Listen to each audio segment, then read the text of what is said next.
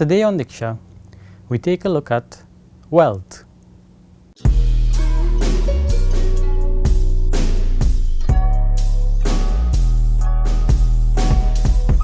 Wealth is listed as one of the 4 goals of life. According to the Hindu, or rather the Sanatan Dharmic eternal principles of nature, wealth is one of the objectives of life. Now, firstly, one should note that it is not said that wealth is the objective of human life, because Sanatan Dharmic principle takes into account beings besides humans. So, for example, the Sanatan Dharmic principle governs deities as well as demons according to the mythological stories of Sanatan Dharma. So by that example alone, the 4 goals of life do not only apply to human beings, but it applies to all life. So it is important for us to first define what wealth is.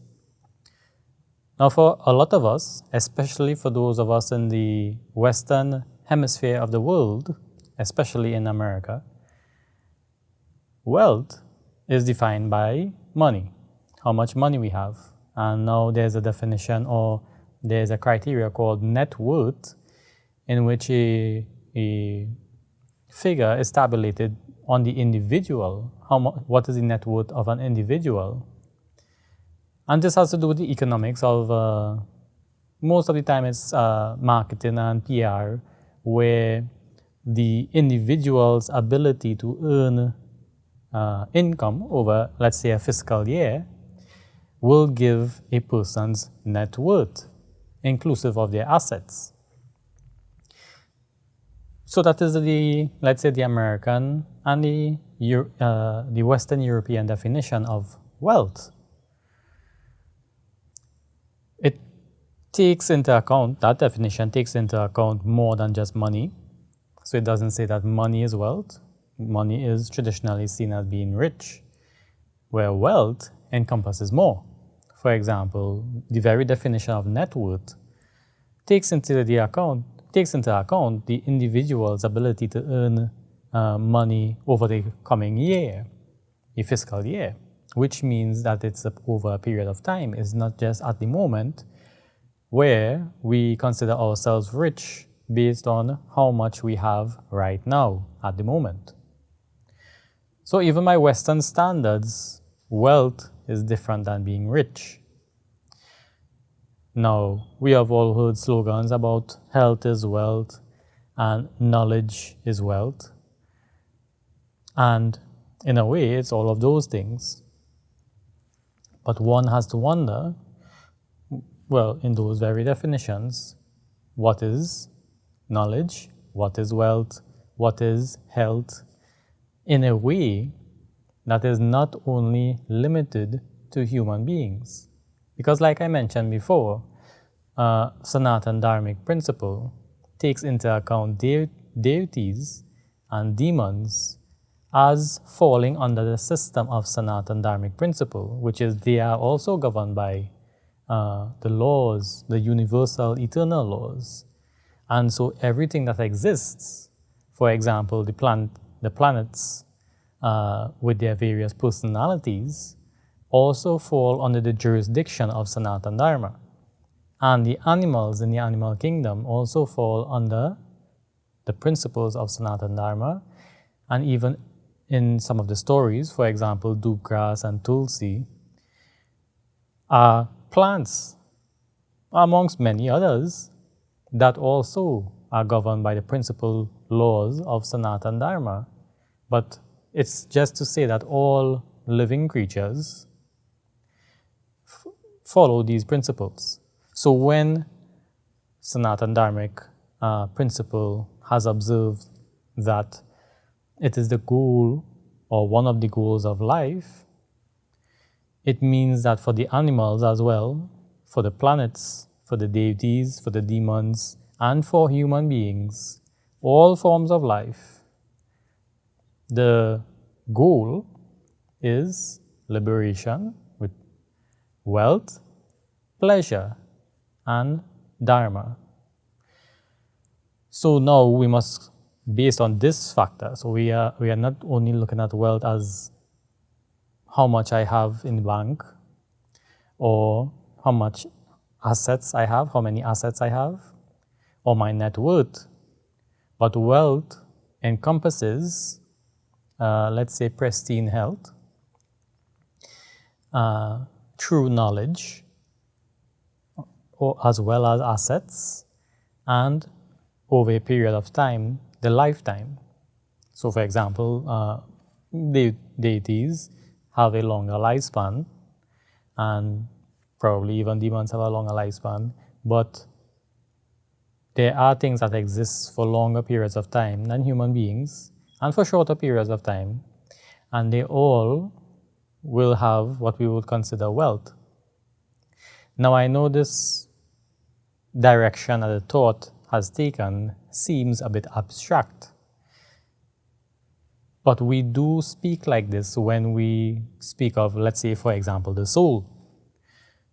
Now, let's say the soul has a lifespan, and we like to think of the soul as being immortal, but we acknowledge that the soul is created, that it came into existence, or we came into existence, depending on if we are defining ourselves as the soul. We came into existence, and so everything that comes to life must end. If it takes 1,000,000 years, things must be born and die. And so immortality or eternal life is not exactly eternal. It's eternal in reference to the human being. Even if we consider something that lives 1,000 years, 1,000 years, we would say that that's immortal. But immortal means never dying, and so by literal definition, it's not immortal. So back to the point of wealth, where now we have broadened our definition of wealth in terms of it is now truly all-inclusive, where anything that exists in the physical realm is considered to be alive, even the planets, even the stars, because even we know that stars have lifespans. And all forms of life, the goal is dharma, which is righteous conduct, wealth, pleasure, and liberation. So let's bring it to the human being and see, well, where does that fit in? Now, wealth, like I said in the beginning, we consider to be money and material assets, and the broader-minded individual will consider it to be good health, a strong family, and friends, as well as knowledge. So it is imperative that we look at ourselves to see whether we are fully achieving the goal of wealth. Because if my day is occupied with earning money and surviving, then just maybe by introspection, I may not be achieving the goal that is wealth. Now, you would say, well, not everybody can be wealthy. And this is where we have broadened the definition of wealth to include different life forms to show that wealth does not constitute money. So, for example, a plant, let's say what we would consider wealth for a plant will be an abundant supply of nutrients in the soil and sunlight and water, of course, for survival. And so we can see where a plant can be in a state of wealth. So it's a healthy plant, yes. It's a well-off plant in terms of its flourishing, because as the plant is acquiring the proper nutrition, the proper amount of water, the proper amount of sunlight, and is not disturbed in terms of, let's say, for example, animals passing by and trampling on it, the plant can be said to be in a state of wealth. Although it's not a definition we would readily use, but all that is necessary for the plant to thrive and to bloom and blossom fully is there. And if we take a pile of money and put it at the base of the plant and no water, no sunlight, and not enough nutrients in the soil, the plant will die. The very same thing can be said for human beings, in that even if we took a pile of money and gave it to somebody, that person would not be wealthy. For a period of time, they would be rich. But let's say psychologically and mentally speaking, that person is an addict. The chances are that this person will squander the money on the substance that they are addicted to, or the thing, for example, gambling, that they might be addicted to. And so in a very fast space of time, that richness, that money will be gone. And so we can see how knowledge, which is the knowledge how to utilize money properly, comes into play when we are speaking about wealth. And the same can be said for health.